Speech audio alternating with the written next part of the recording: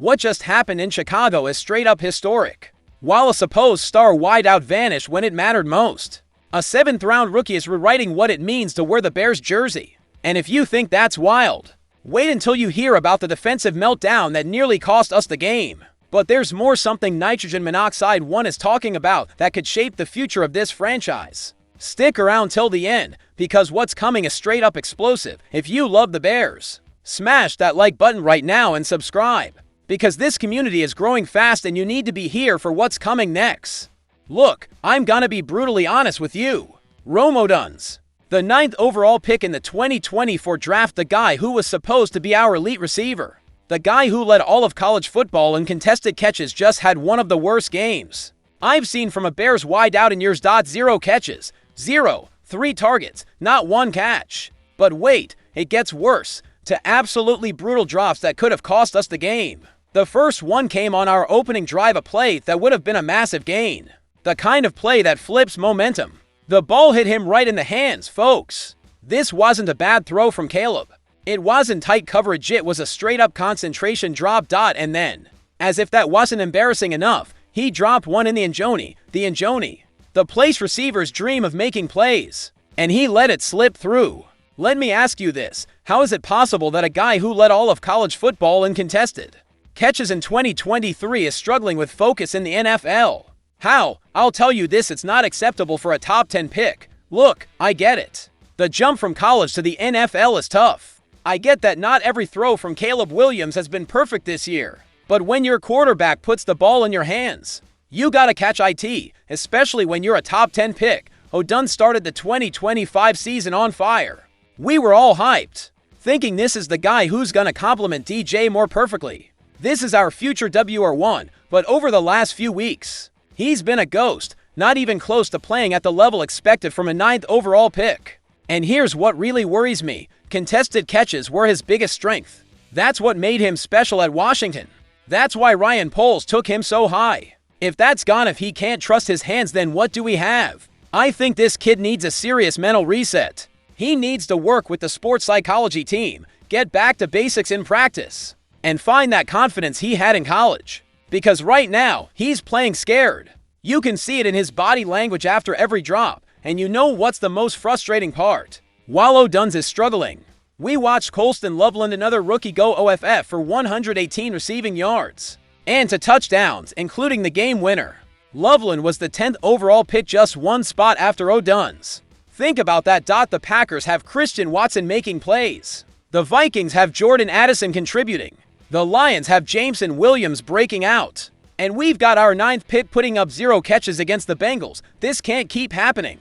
Ben Johnson needs to find a way to get Odunze into rhythm, design some plays to help him get his confidence back. Because if we don't fix this now, it could turn into a mental block that haunts him for his whole career. Let me ask you, can Odunze bounce back from this? Or are we seeing the early signs of a first-round bust? I still think there's time, but the clock is ticking. This kid has the physical tools. He's got the size, the speed, the route running. What he doesn't have right now is confidence. And in the NFL, confidence is everything. Everything. If you thought the Odunze situation was bad, wait till you hear about the absolute nightmare that was our special teams on Sunday. I'm still fuming over what I saw, and you should be to Richard Hightower, that name. The special teams coordinator Ryan Poles decided to KEEP when Ben Johnson came in. And I gotta ask, was that a mistake? Because after what we saw against Cincinnati, I'm saying yes. Let's start from the top. Opening kickoff. Charlie Jones from the Bengals takes it to the house. Kick return touchdown on the first play of the game. We're down 7-0 before our offense even touches the ball. Do you know how devastating that is for momentum? But wait, it gets worse. After that return TD, we gave up another big return to midfield. Our coverage team looked like they were running in cement. No lane discipline, no fundamental tackling, no nothing. It looked like a high school team trying to cover kicks. And then there's Cairo Santos, our veteran kicker, the guy who's supposed to be reliable, missed a field goal in the first quarter. Yeah, a defensive penalty bailed us out on that one. But then he missed another one later in the game, in a game that ended 47-42. Every point matters, every point. But here's what almost cost us the game, what still has me heated: the onside kick. We're up by 5 seconds left on the clock. Cincinnati goes for the onside kick and our hands team lets them recover it. In a game we were winning, where all we had to do was fall on the ball, literally just don't screw it up. And we almost handed it away. Do you understand how inexcusable that is? That's the most practiced play in special teams. Every NFL team works on that every week. And we almost blew it. I'll say this, if we had lost that game because of that onside kick, Richard Hightower should have been fired on the spot, right there on the field, because that's not bad luck, that's lack of preparation, lack of discipline, lack of basic execution. The only, and I mean only, bright spot from this whole unit was Tory Taylor. Our Aussie punter launched a 71-yard punt in the second quarter. That completely flipped field position at a critical moment. 71 yards. That's the kind of play that wins games, but a punter can't carry an entire special teams unit. It can't be that our best special teams player is the punter. That's unacceptable. Look, I get it, special teams is often the forgotten third phase of the game. But in today's NFL, where margins are razor thin, where every game matters for the playoffs, you cannot have a special teams unit that's actively trying to lose games. The Packers have one of the best coverage units in the league. The Vikings have a dangerous return game. The Lions have massively improved their special teams under Dan Campbell. And we're out here giving up kickoff touchdowns and almost blowing games on onside kicks. I think Ryan Poles needs to have a serious conversation with Richard Hightower this week. Because if this keeps up, if we keep seeing this kind of sloppy execution, it's gonna cost us games. We should be winning. And in a season where we're 5-3 and fighting for a playoff spot, we can't afford that. And you know what's the most frustrating part? Our offense dropped 47 points. 47. Caleb Williams was brilliant. Kyle Monange ran like a beast. Colston Loveland made the play of the year. And we almost lost because of special teams. That cannot happen.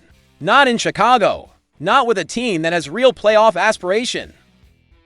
Now let's talk defense. And folks, brace yourselves, this one hurts. Joe Flacco, a 40-year-old quarterback who should be thinking about retirement, threw for 470 yards and 4 touchdowns on us. 470. Against Dennis Allen's defense, the guy who was supposed to bring that New Orleans mentality, that aggression, that pressure. Let me ask you, how do we give up 470 passing yards to Joe Flacco? How? Yeah, Shamar Chase and T. Higgins are elite receivers. I get that. Yeah, we're banged up in the secondary with Kyler Gordon and Jalen Johnson on IR. I get that too. But this was embarrassing. In the fourth quarter, when the Bengals dropped 15 unanswered points, it looked like our secondary wasn't even on the field. Soft coverage, missed tackles, receivers wide open.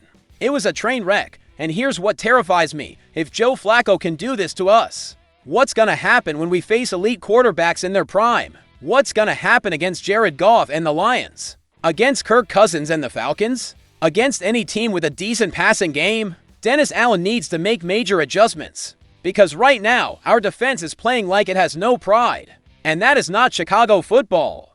This is the city of the monsters of the Midway. The city of Brian Urlacher, Julius Peppers, Akeem Hicks. Defense is our identity. But here's what saved this game, the reason we're talking about a win and not a soul-crushing loss. Our rookies, Kyle Monange, 7th round pick. A guy nobody expected to do anything this year. Ran for 176 yards and added 22 more through the air. Touched the ball 29 times and punished defenders on every carry. Every single one. This kid runs with bad intentions. He's not avoiding contact, he's seeking it. He's putting defenders on the ground. He's getting extra yards after contact. He's running like a Chicago back should run. And I'll say this, Kyle Monange looks like one of the biggest steals of the 2025 draft. A 7th rounder playing like a 2nd round back. When D'Andre Swift comes back from injury, he's not gonna get 29 touches. But this kid has earned a defined role in this offense. Ben Johnson needs to keep him involved. And then there's Colston Loveland, 10th overall pick. Led the team with 118 receiving yards to touchdowns, including that 58-yard catch and run for the game winner. That belongs in the freaking Louvre. That Loveland play is gonna be remembered for years in Chicago. The catch, the balance, the speed, the vision, the score. It was perfect. The kind of play that defines careers, builds legacies, makes fans fall in love with a player. But here's what gets me most excited. Loveland didn't just make that one play. He was dominant all game. Finally, Ben Johnson unleashed him. Gave him targets, gave him chances, trusted him in big moments. And the kid delivered. This is the kind of performance you build on. The kind of game that gives a rookie tight end confidence that shows he can be a real weapon in this offense. Because when you've got a tight end who can stretch the field like Loveland did, it opens everything up for DJ Moore for Keenan Allen. For the run game. Look at the irony here. Rome Odunze, 9th pick, 0 catches. Colston Loveland, 10th pick, 118 yards and the game-winning touchdown. To back-to-back picks in the 2024 draft, completely opposite performances, and Kyle Monange, 7th rounder, outshining both with 176 rushing yards. Do you realize how crazy that is? From Cincinnati's perspective, this loss is gonna sting for weeks. They dropped to 3-6 in the most painful way imaginable. If the result had been flipped, it would have crushed us just as bad. But it wasn't. We won. We moved to 5-3. And we've got a statement game coming up against the Giants next week. I'll say this, it wasn't pretty. The defense was awful. Special teams almost blew it. But we're 5-3, and things are trending up in Chicago. And a huge reason for that is these two rookies, Monange and Loveland, showed the kind of heart, the kind of grit, the kind of fire this city respects. They refused to lose. When the defense collapsed, when special teams choked, when Odunze disappeared, they stepped up and said, "We're winning this game." That's Chicago mentality. That's Navy and Orange. That's how championship teams are built. So let me ask you this. Bears family, can Rome Odunze bounce back and become the receiver we all hoped for?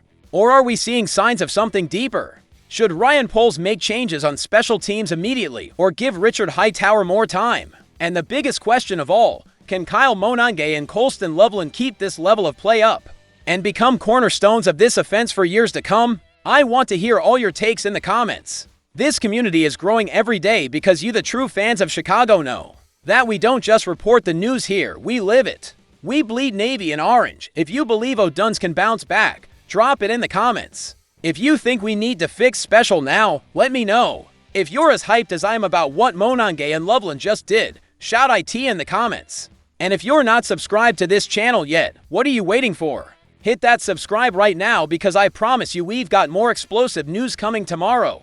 This week is going to be packed with deep analysis on this team. And you do not want to miss what's coming for Chicago. This is a family. This is a community of fans who love the Bears as much as I do. And I need all of you here for this ride because something special is happening in Chicago. Smash that like button if you believe the Bears are making noise in the playoffs. Subscribe if you believe Caleb Williams is the future. And share this video with every Bears fan you know because this info, this analysis, this is what they need to hear. Bear down, family. I'll see you in the next video with more exclusive news on our Chicago Bears.